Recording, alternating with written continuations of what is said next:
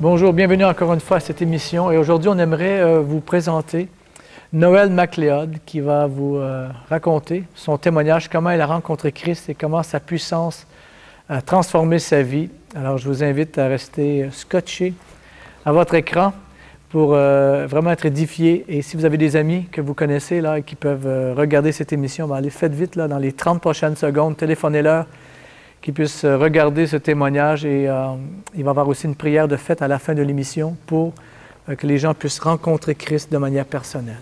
À tout de suite. Chers amis, la Bible nous dit « Christ en nous, l'espérance de la gloire ». Et cet après-midi, je vais vous donner un témoignage, mon témoignage, avec ma rencontre avec Jésus-Christ, il y a 25 ans. Et c'est vraiment pour la gloire de Dieu que je veux le faire. Je suis née dans une famille chrétienne, catholique. Nous étions 5 enfants. Et évidemment, mes parents étaient très religieux, comme on disait à l'époque, très croyants. Et puis en plus, ils étaient tous les deux musiciens. Et ils jouaient dans l'église. Ma mère était professeure de piano et mon père était violoncelliste. Et donc, pendant toutes les fêtes, Pâques, Noël et tout ça, ils jouaient dans l'église et c'était toujours très attrayant. Mais pour moi, ça ne m'intéressait pas beaucoup.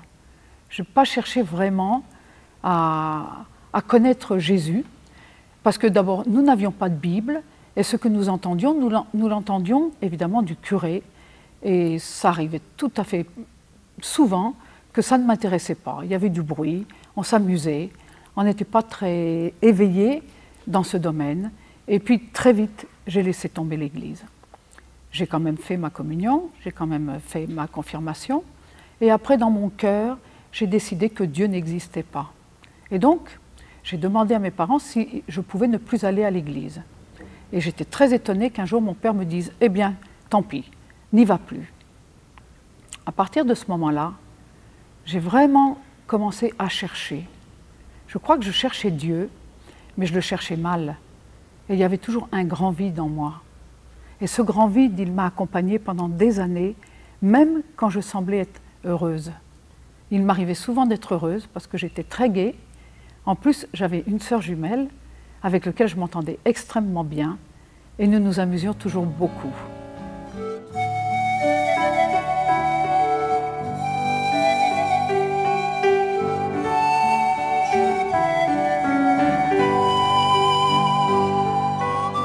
Je cherchais toujours, je ne sais pas si je cherchais Dieu, mais il y avait un grand vide en moi. Et j'ai cherché un peu partout. J'ai commencé à chercher dans les philosophies orientales. Et puis, j'ai rencontré une femme qui s'intéressait à l'homéopathie. Et j'ai suivi aussi ce mouvement de chercher dans l'homéopathie, de regarder les médicaments, de regarder ce que ça produisait. Et puis, je suis allée à des cours de yoga.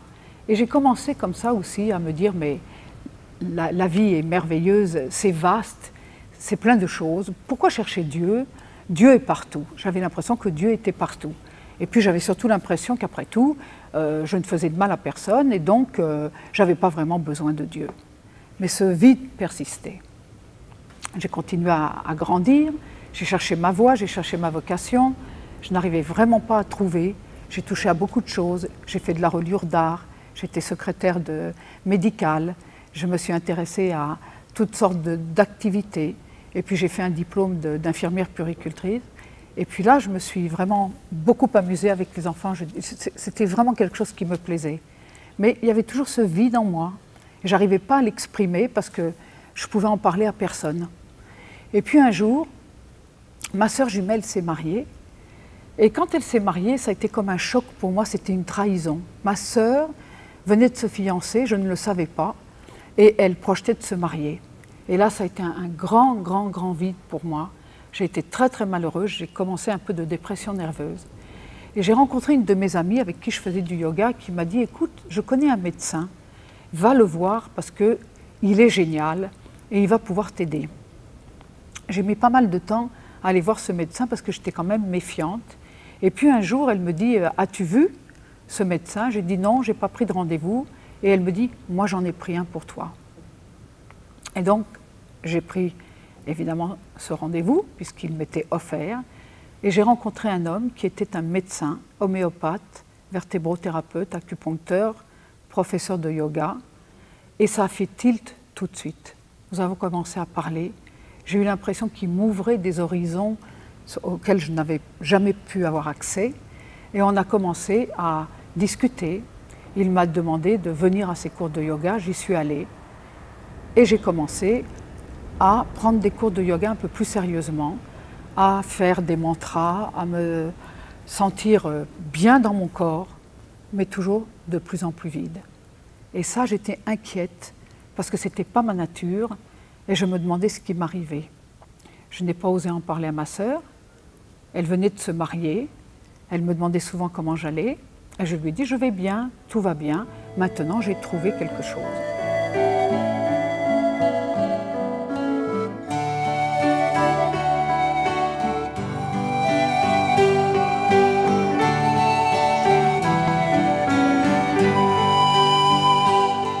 Voilà, alors je suis engagée maintenant dans ces cours de yoga. Et puis, par ailleurs, je vois que ce médecin s'intéresse beaucoup à moi. Je me demande pourquoi. Je ne cherche pas, mais en même temps, je vois bien qu'il s'intéresse à moi. Et on commence à un peu sortir ensemble. Il me pose des tas de questions. Et puis, petit à petit, je vois qu'il me donne une sécurité. Il me dit, tu sais, la vie, c'est pas pour être vécu chichement, c'est pour être vécu largement. Tu as une personnalité, tu as de quoi jouir de la vie, jouis-en, mais jouis-en en sachant qui tu es. Et petit à petit, j'ai construit ma personnalité comme ça. Et de fil en aiguille, je me suis rendu compte que ce médecin, lui, avait eu un fils qui s'était suicidé et qui était donc finalement très malheureux, sous des apparences très relativement calmes et bonnes. En aidant les autres, il était lui-même très malheureux. Nous avons continué à nous voir et puis finalement, il m'a dit « je t'aime et j'aimerais bien t'épouser ». Pour moi, ça a été un peu un choc parce que nous avions une assez grande différence d'âge et je n'avais jamais pensé que j'allais me marier moi aussi comme ça dans des conditions qui n'étaient pas, malgré tout, quelque part dans mon catholicisme. Ma sœur était mariée avec un chrétien, je pensais peut-être me marier avec un chrétien, il était divorcé, ça m'embêtait un peu. Et puis finalement, à force de rentrer dans ma personnalité, dans ce que je devais être, nous avons conclu une alliance ensemble, mais nous avons vécu 5 ans ensemble, parce que, évidemment, je n'osais pas trop projeter un mariage. Il me disait qu'il voulait me marier, mais en fait, nous avons vécu en concubinage comme cela. Et au bout d'un certain temps, je continuais toujours à être mal dans ma peau, mais je ne pouvais pas définir ce que c'était. Parce qu'en fait, je n'avais jamais entendu parler de ces malaises. Chez nous, ça n'existait pas, on était une famille à peu près unie, mais j'arrivais pas à définir, j'en parlais pas. Mais le vide se faisait de plus en plus, tout en étant dans une vie, j'allais dire, amoureuse et de bonheur. Et c'était très difficile, cette double partie comme ça. Et puis, au bout de 5 ans, j'ai réalisé que si on continuait comme ça, moi, j'allais perdre toute ma vie, parce que je me disais, bah, peut-être maintenant, il est heureux, il est bien, nous n'avions pas d'enfants, nous sortions beaucoup, il avait ses cours de yoga, il était connu sur la place de Paris, il avait une énorme clientèle, et je me suis dit, bon, c'est peut-être comme ça ma vie. Et au bout d'un moment, je lui ai dit, écoute, moi, ça ne me va pas de vivre comme ça, je crois que je vais partir.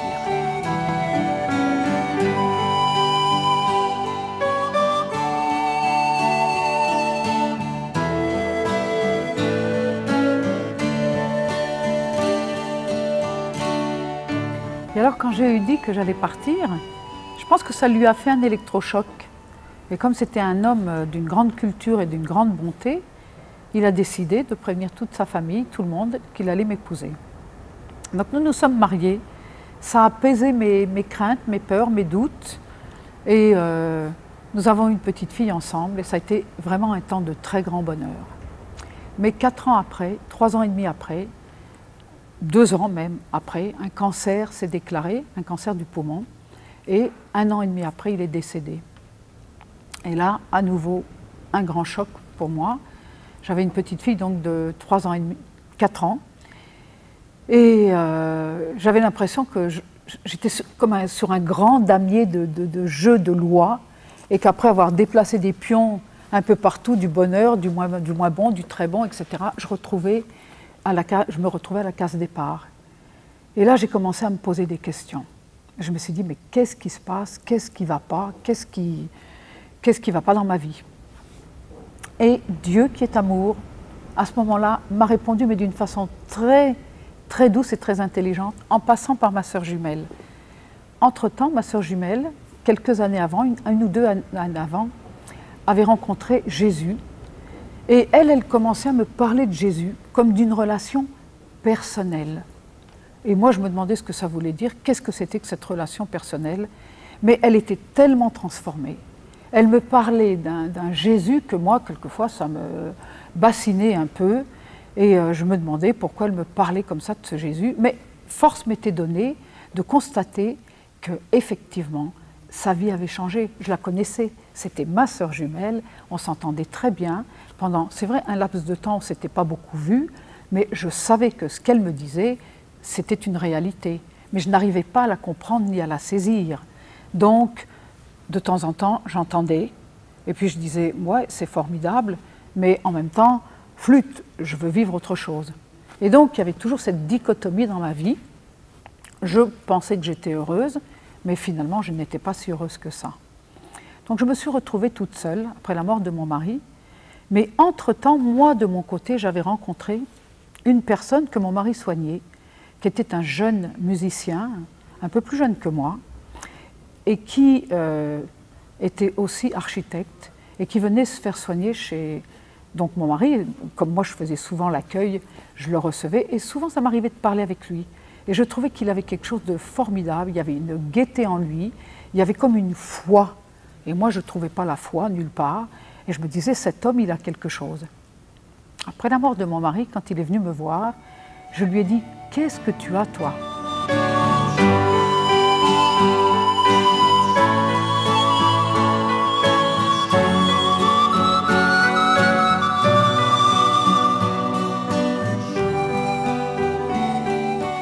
Alors en fait, ce que j'ai découvert qu'il avait, c'est qu'en fait, il avait la foi, mais pas en Dieu, en Allah. Et il me dit, mais moi, j'ai un Dieu, et je l'aime. Enfin, je l'aime, c'était peut-être pas une expression qu'il aurait dite comme ça, mais je sentais qu'il était vraiment bien dans sa peau et bien dans ses expressions de religieux, parce qu'en fait, c'était un musicien soufi, et qui était évidemment musulman. Et moi, qui étais dans une confusion pas possible, j'ai dit, mais c'est merveilleux, parle-moi un petit peu de cet Allah. Et évidemment, il était trop content de pouvoir me parler d'Allah, donc de l'islam. Et petit à petit, c'est comme dans mon cœur, il y avait un intérêt pour l'islam. Mais quelque part, vous allez me dire, c'est pas normal. Je suis élevée dans une famille catholique, mais mon cœur était tellement vide. Quelque part, personne, à part ma sœur jumelle qui s'était convertie, qui me parlait de Jésus, mais pour moi, Jésus, c'était rien du tout. Et voilà qu'un homme qui me parle de sa foi dans l'islam me touche plus qu'autre chose. Ça, c'est aussi, je crois, quand on est dans une confusion, quand on ne connaît pas Dieu, je vous en parlerai après, on fait des confusions pas possibles et on croit des choses qui ne sont pas bonnes. Donc, nous avons commencé à discuter et il m'a invité à un cours qu'il avait à Paris. Évidemment, il y avait pas mal d'hommes, mais il y avait aussi quelques femmes qui étaient là. Et on a commencé à entendre, moi j'ai entendu des choses que je n'avais jamais entendues. En fait, je ne connaissais rien sur l'islam, parce que ce n'était pas dans ma tradition. Et donc, je me suis intéressée à l'islam. Et ma sœur, quand elle a su ça, elle me dit, mais Noël, je t'en prie, c'est pas une religion chrétienne quelque part. Et je ne veux pas rien dire sur l'islam, bien sûr. Mais pour nous, les chrétiens, c'était pas le même Dieu. C'était pas la religion qu'il fallait que je choisisse. Et un petit peu aussi par esprit de dispute, comme ça, avec ma sœur, je lui dis, eh bien, on va voir ça. Et puis, finalement, de fil en aiguille, nous sommes devenus très amis. Et j'ai cheminé 7 années dans l'islam. c'est vous dire que j'ai eu quand même l'occasion de la pratiquer. J'ai eu l'occasion de me soumettre quelque part, mais en même temps, ce grand vide persistait. Et ce que je ne savais pas, c'est que ma sœur jumelle l'ayant appris, avec tout un groupe de prière, a commencé vraiment à prier et intercéder pour moi.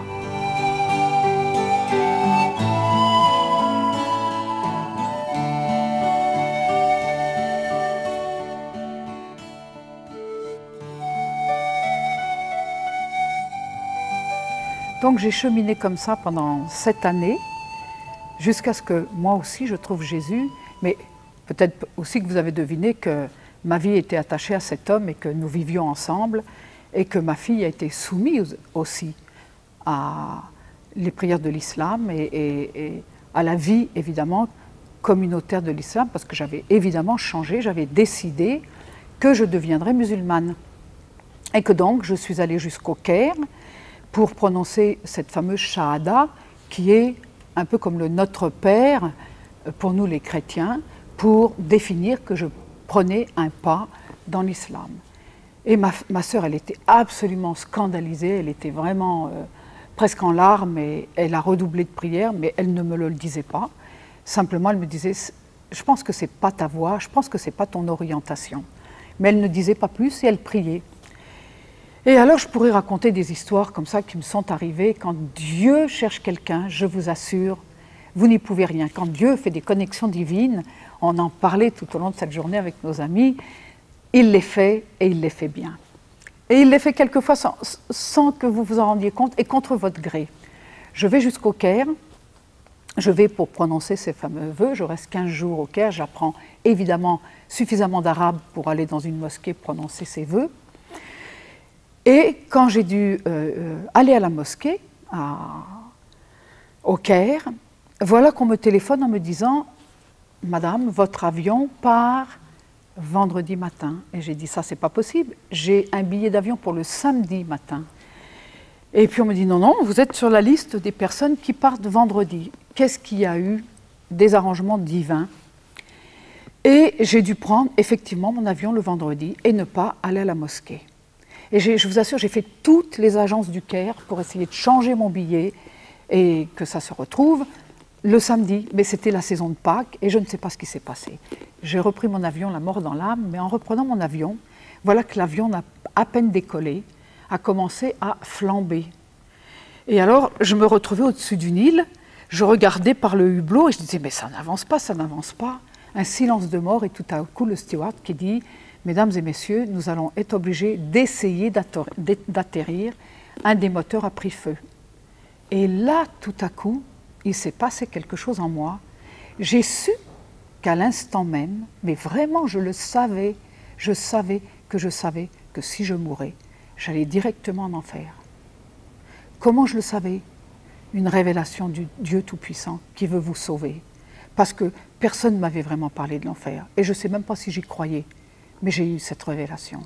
Et j'ai eu très peur. Et j'ai crié. J'ai dit, Dieu, si tu existes, tu fais quelque chose.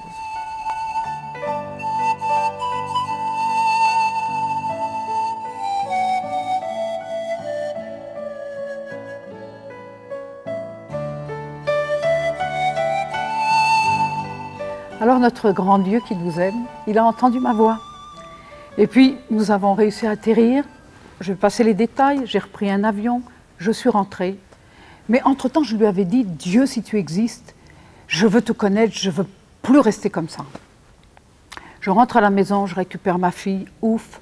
Sans ça, cet enfant serait devenue complètement orpheline, puisqu'elle avait perdu son papa. Et donc, j'ai un peu oublié ma promesse. Mais lui, Dieu, il n'oublie pas. Et ça, c'était à Pâques. Et l'été, cet été-là, je me retrouve en vacances chez ma sœur. Elle me dit, mais viens donc passer un peu de temps à la maison. Donc, dans sa maison de vacances, je passe du temps. Et quand j'arrive, il y avait des amis à elle, c'était des chrétiens. Et puis, ils ont commencé à me parler de Jésus. Parce qu'évidemment, j'avais raconté ce qui s'était passé à ma sœur, mais j'avais oublié, je ne voulais plus entendre parler de Jésus. Je voulais toujours continuer à me dire, je n'ai pas prononcé ces vœux, je vais y retourner. Et puis, ces chrétiens, ils commencent à me parler. Et puis moi, j'ai sorti mon Coran, et puis j'ai commencé aussi à leur parler, mais avec une agressivité. Mais ce que je ne savais pas, c'est qu'en fait, eux, ils priaient dans une langue que je ne connaissais pas, en silence.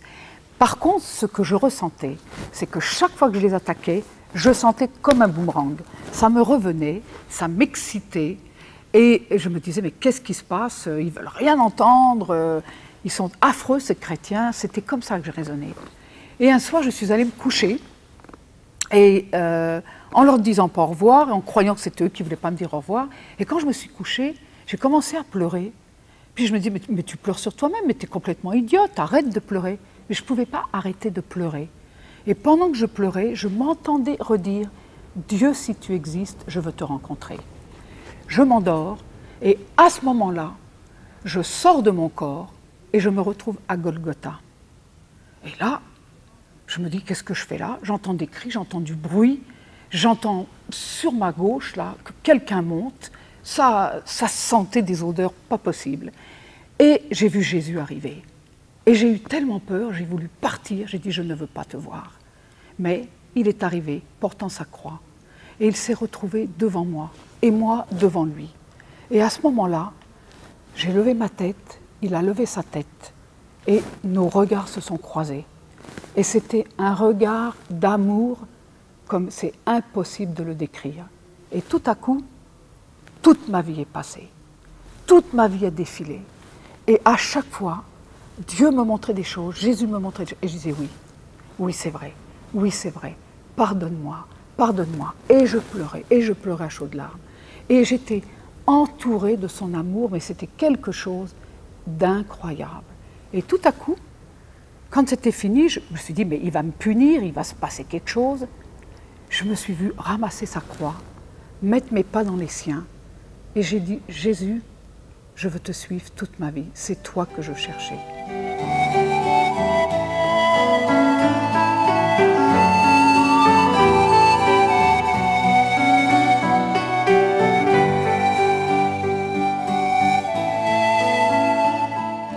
La vision de Jésus a disparu, évidemment. Je suis revenue dans mon corps, et puis je me suis réveillée. Bien sûr, c'était une vision de rêve, mais qui était une réalité, parce que instantanément, une joie immense m'a recouverte, une joie que je ne pouvais plus contenir. C'était 5 heures du matin, je me suis endormie à minuit. Combien de temps ça s'est passé? Je suis allée réveiller ma sœur, et évidemment on a parlé de Jésus. Et elle m'a dit maintenant, tu marches avec Jésus. Elle m'a fait rencontrer tout de suite des gens, et tout de suite, Dieu a changé ma vie, transformé ma vie. J'ai été mise au clair sur tout ce qui n'allait pas, sur l'homéopathie, sur tout ce que j'avais fait. J'ai été dégagée de tout ça, j'ai demandé la prière. Je savais que toutes ces choses étaient mauvaises, toutes ces influences étaient mauvaises, qu'elles pouvaient avoir un impact. Elles pouvaient en avoir sur ma fille aussi. Et je pourrais vous raconter plus tard aussi comment Dieu a touché ma fille, qui m'a dit un jour, « Maman, qu'est-ce qui t'est arrivé? Pourquoi tu es comme ça ?» J'ai pu lui parler de Jésus. Je lui ai dit, « Toi aussi, tu veux faire cette prière ?» Elle avait 12 ans.